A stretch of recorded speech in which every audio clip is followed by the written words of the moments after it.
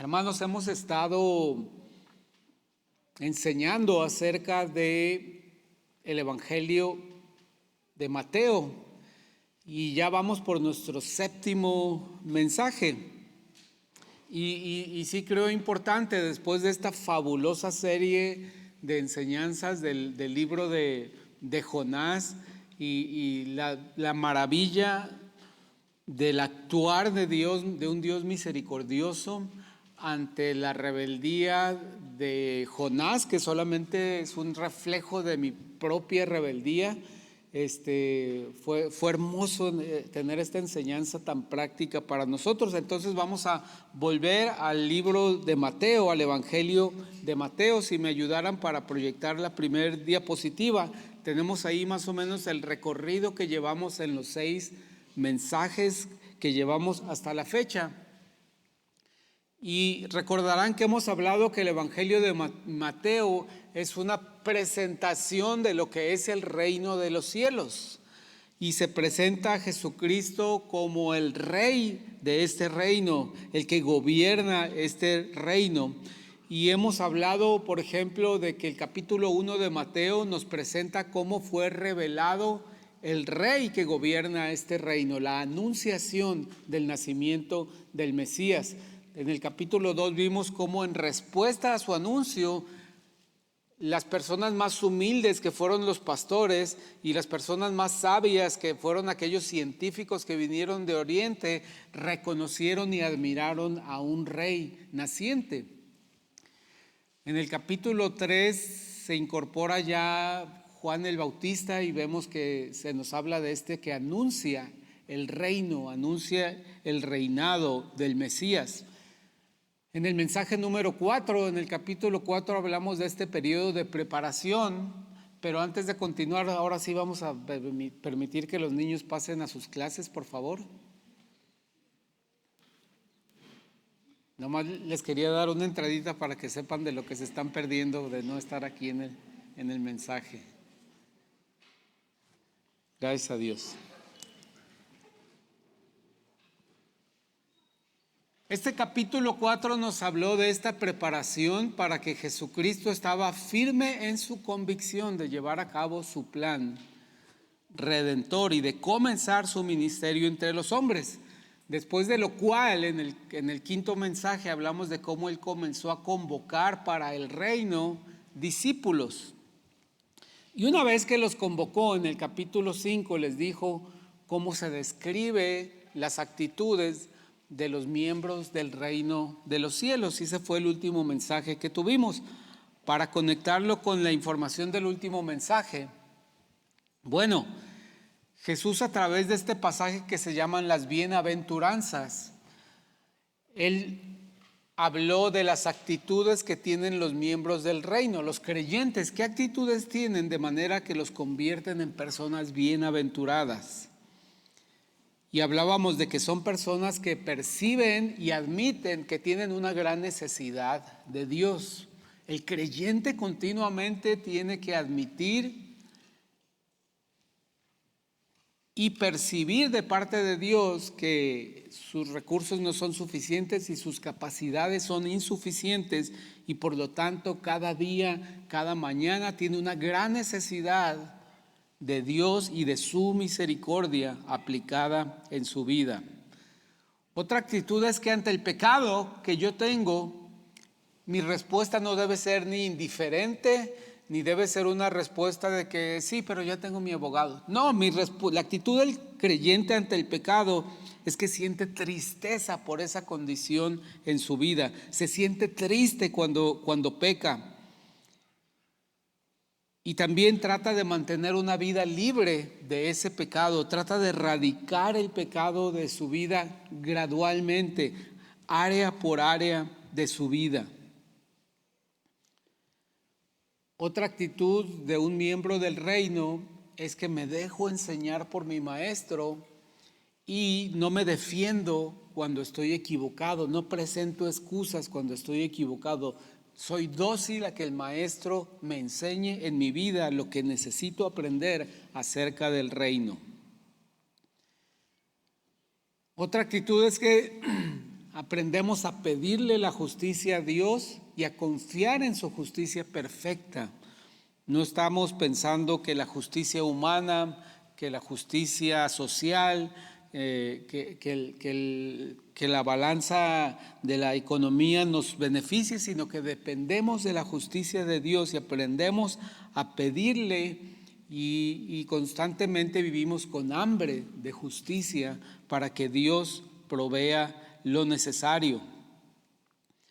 Un miembro del reino tiene la actitud en su corazón de que es sensible y perdonador ante las necesidades y los agravios y las agresiones de los demás hacia él. Un miembro del reino se convierte en un agente de reconciliación entre las personas que están a su alrededor y entre las personas que están a su alrededor y Dios. Un miembro del reino es un agente conciliador, un agente reconciliador que trae paz a los entornos en los que se encuentran. Y finalmente, un miembro del reino entiende perfectamente que ser piadoso significa experimentar sufrimiento, generalmente en una relación de injusticia hacia él. Pero eso es parte de ser un miembro del reino, que podemos lidiar con la injusticia y dependemos de que Dios nos dé ánimo y fuerza para experimentar este sufrimiento. Ahora, recuerden que esto que está en el capítulo 5 y que se llaman las bienaventuranzas o las actitudes de los miembros del reino, las actitudes de los creyentes, Jesucristo las estableció para marcar un contraste muy fuerte entre lo que es la verdadera vida espiritual y lo que es una vida espiritual basada en actos externos. Jesucristo les decía, miren, la manera en la que viven los líderes religiosos hoy en día no es la espiritualidad que Dios quiere en sus vidas.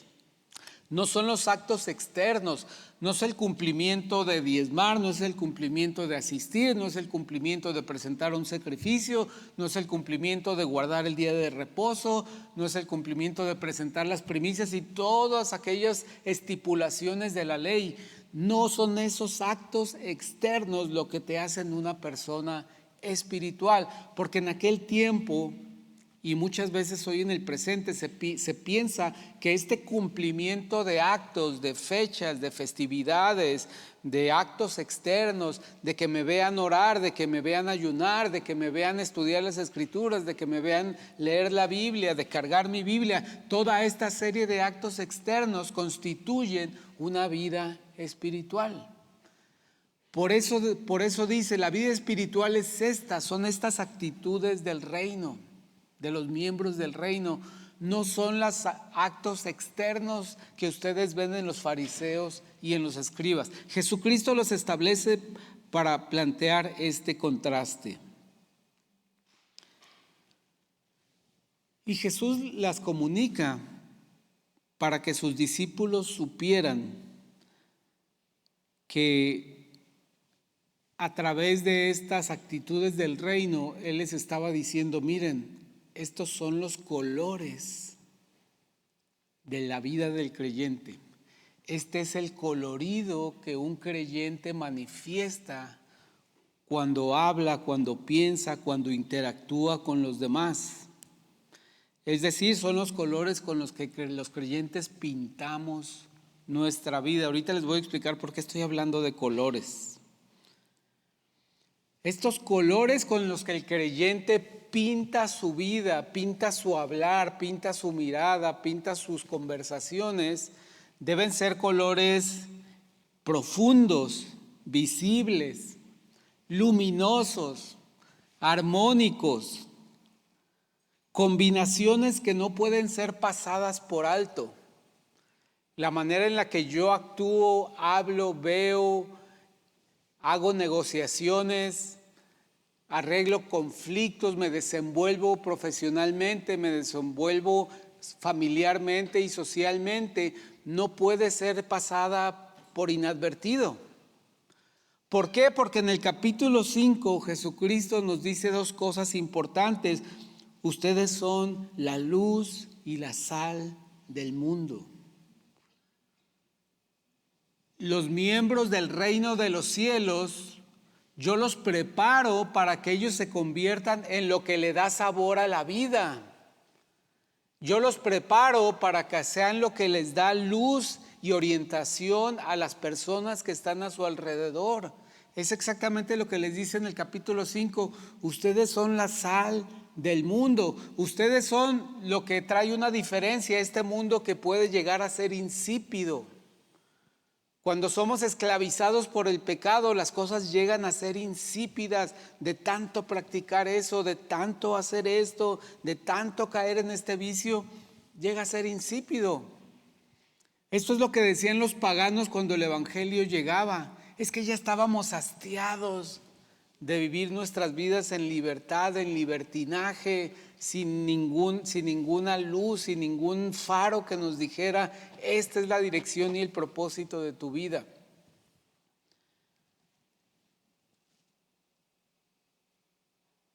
Me dio mucha gracia, mucha risa y también me enojé porque ¿quién se creen los habitantes de Nuevo México? ¿Quién se creen ellos que en las placas de sus vehículos dicen que son la capital mundial del Chile? Y eso trae la placa del estado de Nuevo México, un Chile.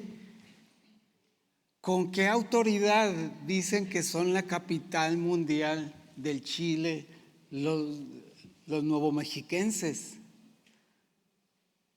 Creo que se apropiaron de algo que no es de ellos. Y si hoy habláramos de la sal del mundo, pues la sal es algo ya demasiado común, demasiado barato, demasiado accesible. Yo creo que si el Señor nos estuviera hablando ahorita, nos diría a los creyentes, ustedes son el picante del mundo. Ustedes son el chipotle del mundo. Ustedes son los que hacen la diferencia en unos tacos. No es lo mismo unos tacos sin salsa, sin picante. Y entonces que el Señor les dice de los miembros del reino es para decirle, porque ustedes son la salsa de los tacos del mundo. Ustedes son la luz donde hay oscuridad. Ustedes no pueden pasar desapercibidos. Por eso su vida tiene que estar llena de estos colores que son estas actitudes. Ustedes son la sal del mundo.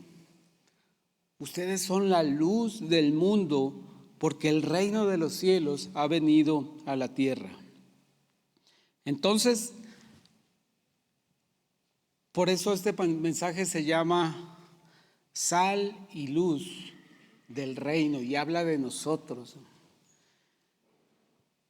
El creyente en su vida no puede pasar inadvertido en su entorno familiar, en su entorno social, en su entorno laboral. Tiene que notarse que alguien es un creyente, porque es sal, es chile y es luz del mundo, del reino.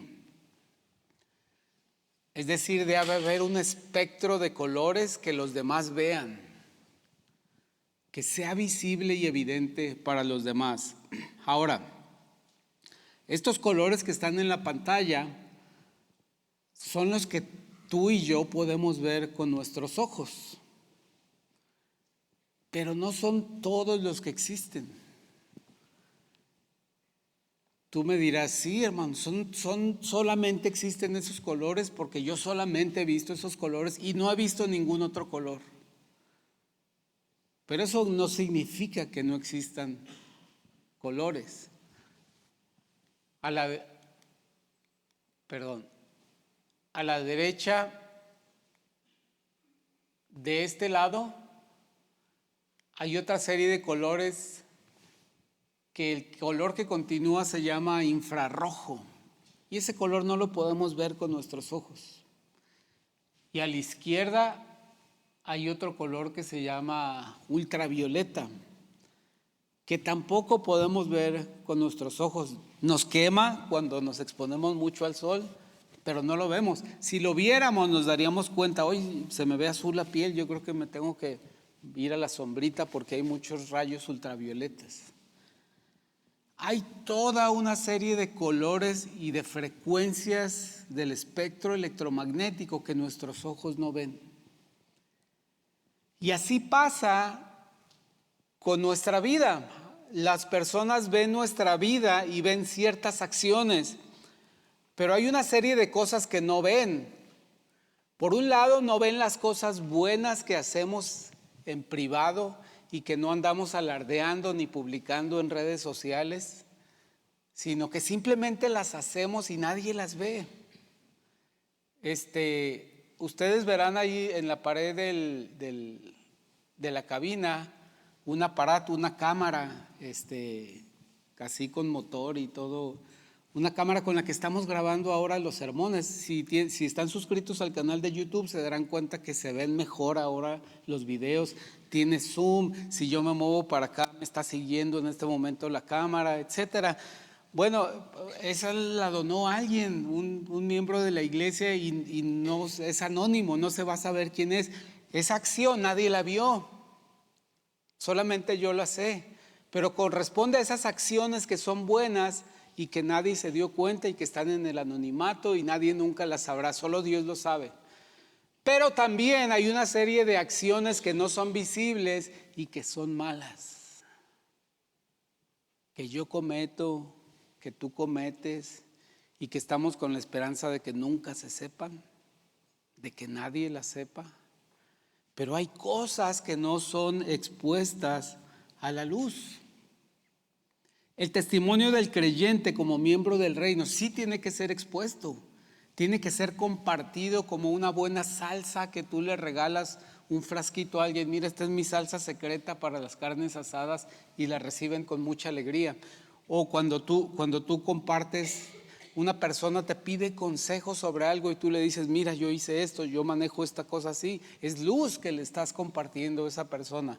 Pero sin embargo, lo que está diciendo Jesús en este pasaje, en la segunda parte del capítulo 5 de Mateo, es decir, hay cosas que no son visibles, pero sin embargo, la misericordia de Dios te ayuda a transformar aún lo que no es visible.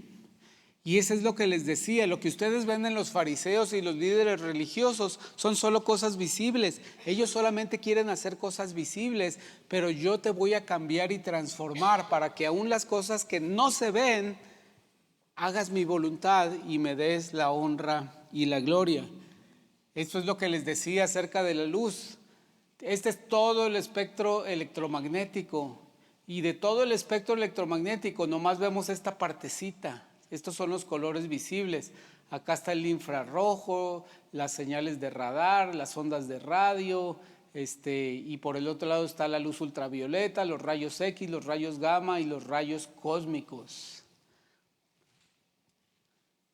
Solamente percibimos un poquito de lo que hay en la realidad.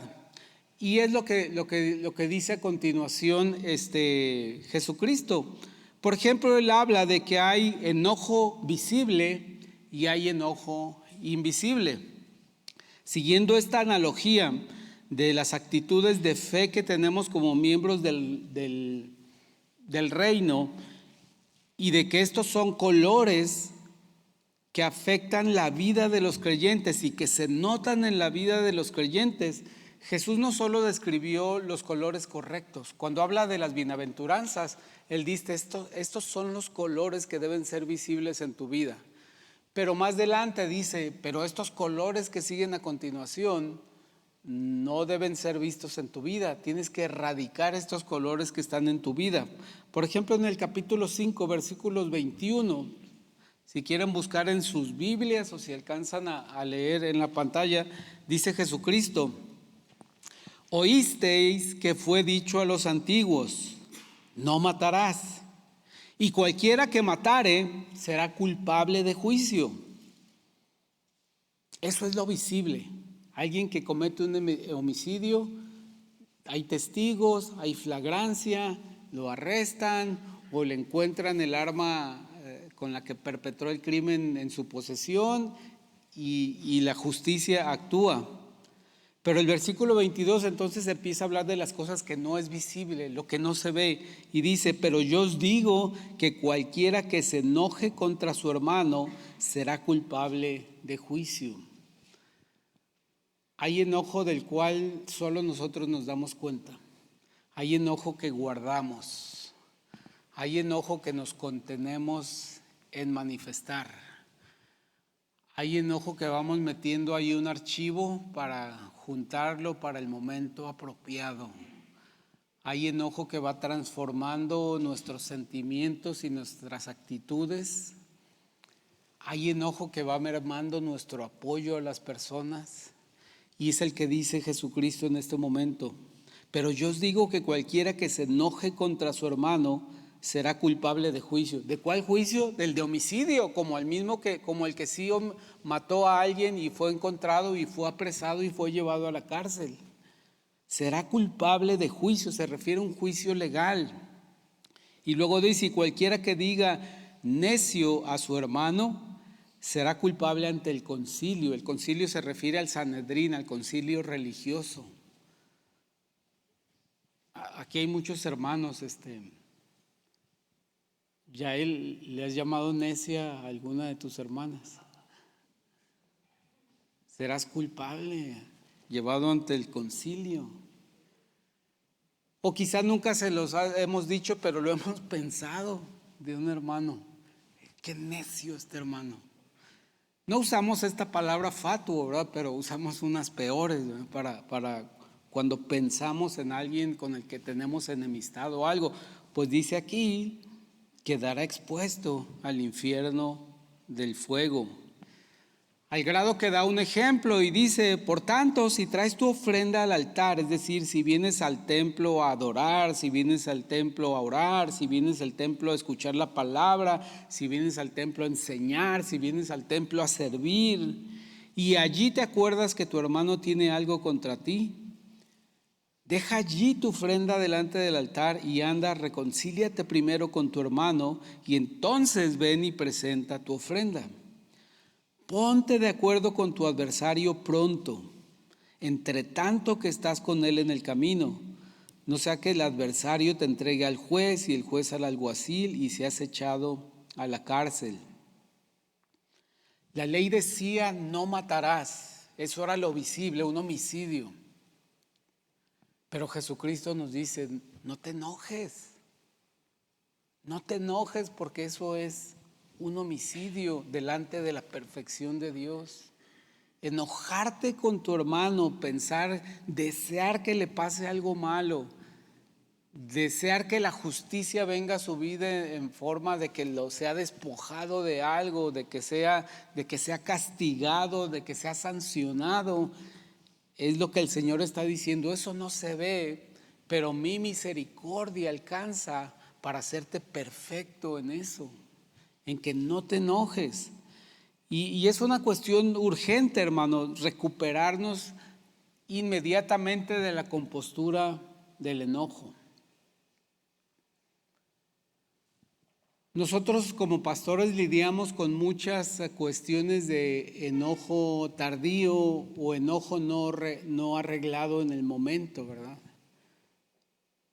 Y muchas de nuestras conversaciones con hermanos de consejería comienzan con, es que hace 2 meses, es que hace 6 meses, es que hace 4 años pasó esta situación. Y imaginen todo el daño y todo el desgaste emocional que ha propiciado esa situación, porque no hicimos esto. Reconcíliate con él en tanto que vas con él en el camino. Es decir, no dejes que pase tiempo. Es más, ya vas al templo a presentar tu ofrenda, pues ahí déjala y regrésate. No continúes con este acto externo de llevar tu ofrenda al altar. Mejor ve a arreglar el asunto con tu hermano. Lo que el Señor nos está diciendo es que Él tiene la gracia y la misericordia para sanar nuestros pensamientos y nuestra mentalidad, para no reaccionar con enojo. Y si reaccionamos con enojo, lo resolvemos en ese momento. Lidiamos con él inmediatamente, para que no exista esta ira invisible que es que lesiona mucho las relaciones. Dice, no se enojen con otros.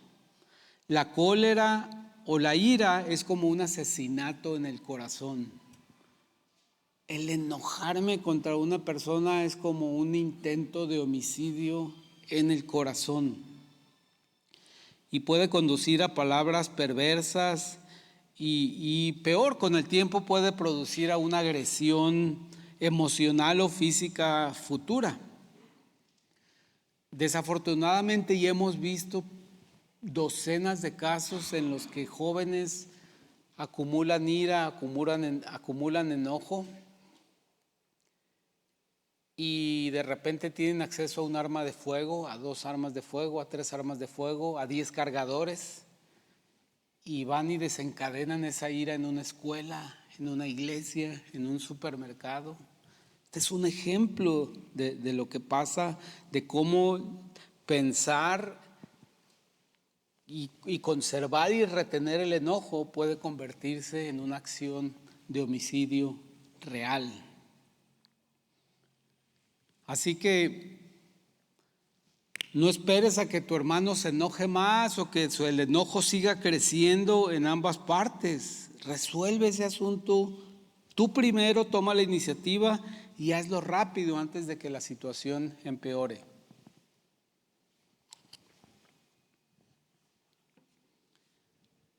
Enseguida Jesús habla del adulterio visible y del adulterio invisible. Versículo 27, oísteis que fue dicho, no cometerás adulterio.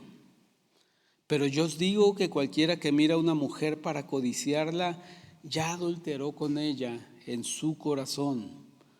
Por tanto, si tu ojo derecho te es ocasión de caer, sácalo y échalo de ti, pues mejor es que se pierda uno de tus miembros y no que todo tu cuerpo sea echado al infierno.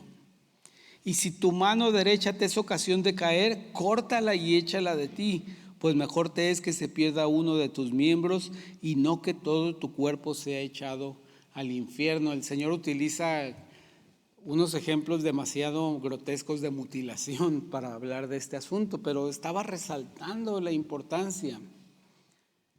Lo que yo te diría ahora es que si tu vida social te es ocasión de caer, pues limita tu vida social.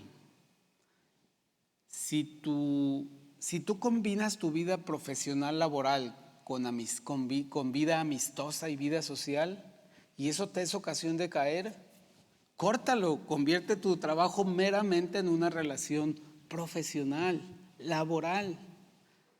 Es lo que nos está diciendo a él.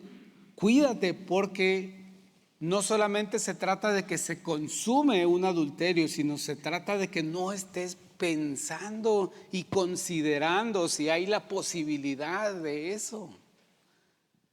Lo que nos está diciendo el Señor, yo te doy gracia y capacidad de incluso en tu mente no tener fantasías, no tener planes, no considerar ¿y qué pasaría si?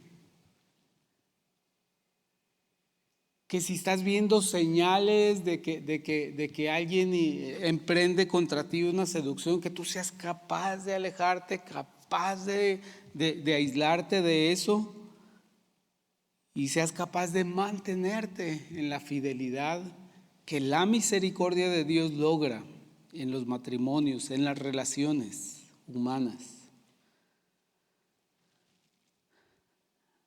Es algo que también, así como el enojo, tenemos que extinguir inmediatamente y no propiciar esas situaciones y esas condiciones, porque desafortunadamente hemos hecho eso, hemos convertido, mucha gente amplía su círculo social y amistoso, lo combina de una manera muy compleja con su profesión y con sus relaciones laborales. El creyente tiene que ser muy cuidadoso con eso para que pueda hacer luz y para que pueda hacer sal en medio de su entorno.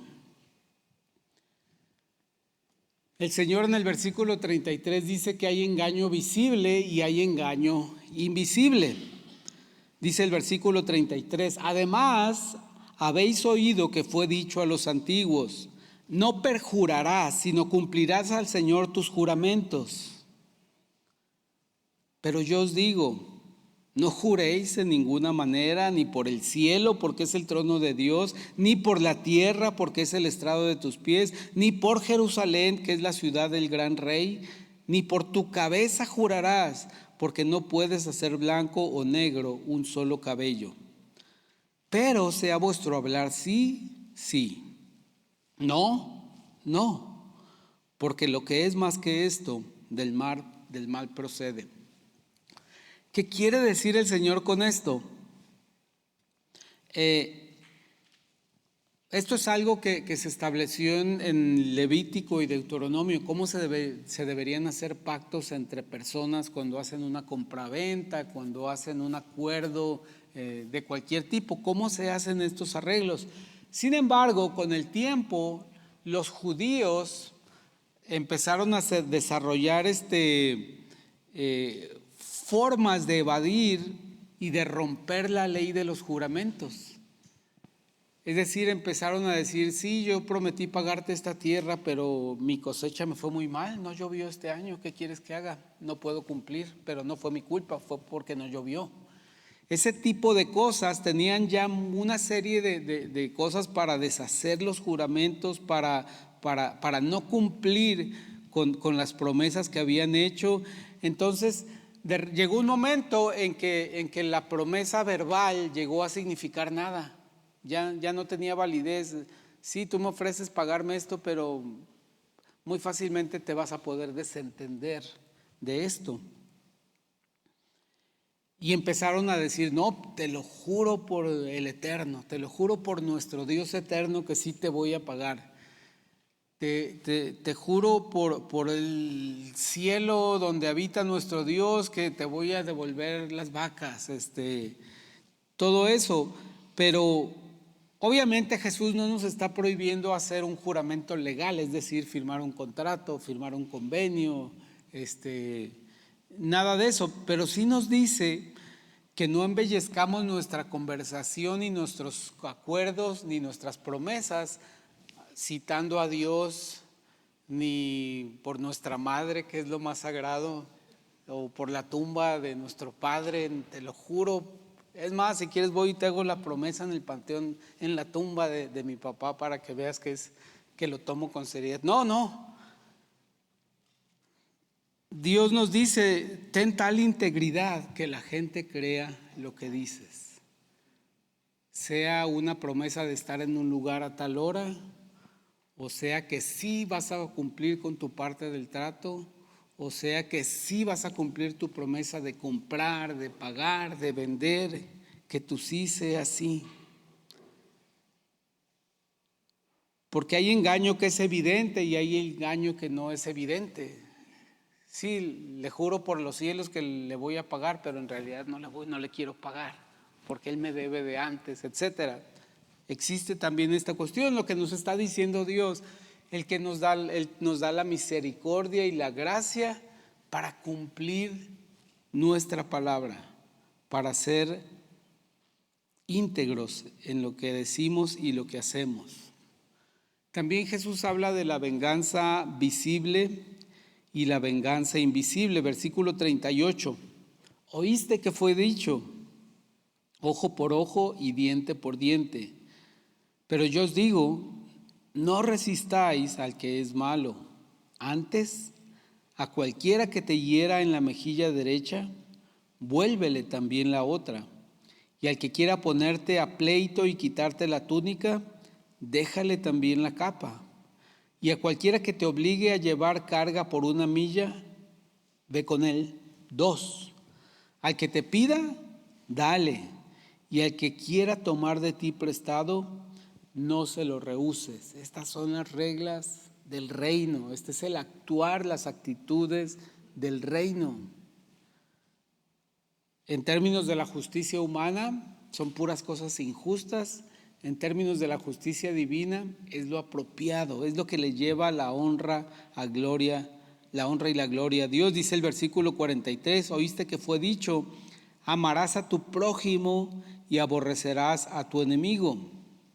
Pero yo os digo, amad a vuestros enemigos, bendecid a los que os maldicen, haced bien a los que os aborrecen y orad por los que os ultrajan y os persiguen. Ahora, esta ley que había en Levítico del ojo por ojo y diente por diente, se estableció no para establecer un mecanismo preciso de venganza, sino se estableció porque de todos modos ya estaban tomando venganza y lo hacían de manera excesiva. Es decir, si le tumbaba un diente tu hijo a mi hijo, yo mandaba al hermano mayor y le tumbaba 3 dientes. O sea, no era simétrico como se estaban llevando las cosas en la vida práctica, porque eso tenemos los seres humanos. Siempre queremos que la retribución sea mayor que el agravio, ¿verdad? Incluso hasta la ley norteamericana sí lo contempla, ¿verdad? A veces si el fraude fue de 5 millones, bueno, tiene que restituir los 5 más un daño por reparación de daño y de 15 millones de dólares. Siempre es así, ¿verdad? Siempre hay el monto de lo reclamado como reparación de daño, muchas veces es mayor que el quebranto que se hizo. Por eso se estableció esto, para que no se excedieran en la retribución, en la venganza, no tanto para establecer un mecanismo de venganza. Pero Jesucristo está diciendo, ya no tienes que recurrir a esa ley de ojo por ojo y diente por diente, porque Dios tiene cuidado de la justicia, y especialmente para los miembros del reino, Dios tiene un cuidado especial de administrar y cuidar su justicia. Si Él ya cuidó el aspecto más importante de la justicia, que es enviar a Jesucristo, el abogado, cuando a mí me reclamen por mi deuda por el pecado, cuya paga será la muerte, claro que Dios cuidará de todos los demás aspectos de la justicia mientras estamos en esta tierra. Entonces, el Señor nos dice, en cuanto a tus posesiones, en cuanto a los agravios que son contra ti, tú sé generoso y deja que Dios cree el balance en tu vida y déjate ser bendecido por Dios en la medida de su misericordia. Y no me dejarán mentir, tenemos un ejemplo de muchos años de esta justicia que Dios aplica en el sentido de lo que ha sido la operación de la asociación civil y de la escuela en La Noria. Es un testimonio de que Dios aplica su justicia a veces temprano y a veces tarde, pero Dios aplica su justicia, y si de repente hay un quebranto y si de repente hay una injusticia en contra de la operación de la escuela, Dios se encarga de establecer esa justicia. ¿Dices amén, Oscar? Amén, claro que sí, hermano, porque así ha sido, así maneja Él sus asuntos, así maneja el Señor sus ministerios, con misericordia y con su justicia. Lo malo es cuando nosotros queremos meternos a aplicar nuestra propia justicia.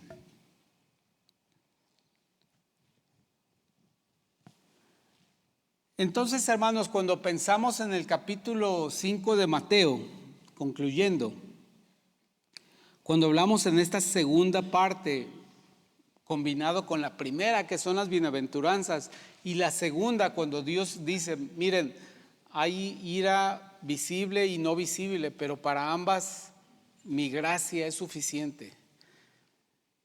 Hay adulterio visible y adulterio invisible, pero mi gracia te puede equipar para que no experimentes ninguno de los dos. Hay engaño visible y hay engaño invisible, pero mi gracia te ayuda y te fortalece para que no tengas que experimentar ninguno de los dos. Entonces, en este capítulo 5, lo primero que Cristo hizo fue establecer cuáles son las actitudes de los miembros del reino de los cielos. ¿Cuál es el carácter que origina estas actitudes que pertenecen al reino de los cielos? Y en segundo lugar nos dice que no solo las acciones, sino también nuestros pensamientos, nuestras ideas, nuestras elucubraciones, y no solo las hipótesis que manejamos en nuestra mente expresan el pecado en el que estamos esclavizados en la vida cuando no conocemos a nuestro Señor y Salvador Jesucristo. Cada idea, cada pensamiento, cada plan, cada vez que decimos, ¿y qué pasaría si yo hiciera esto? ¿Qué riesgo tengo si me atrevo a hacer esto? Todo eso también es una expresión de pecado, no solo lo que llegamos a consumar de manera práctica. Y por último nos dice que la fe y la presencia del Espíritu Santo en nuestras vidas nos ayudan como creyentes a cederle a Dios el control de cada área de tu vida. Sí, también tus emociones, tus sentimientos, tus reacciones mentales, todo eso podemos someter estas cosas al control del Espíritu Santo para que el Señor nos bendiga integralmente, no solamente para que tengamos acciones nuevas, acciones buenas, sino también que tengamos las ideas, los pensamientos, los planes, las iniciativas que a Él le agradan, que a Él le bendicen y le traen la honra y la gloria.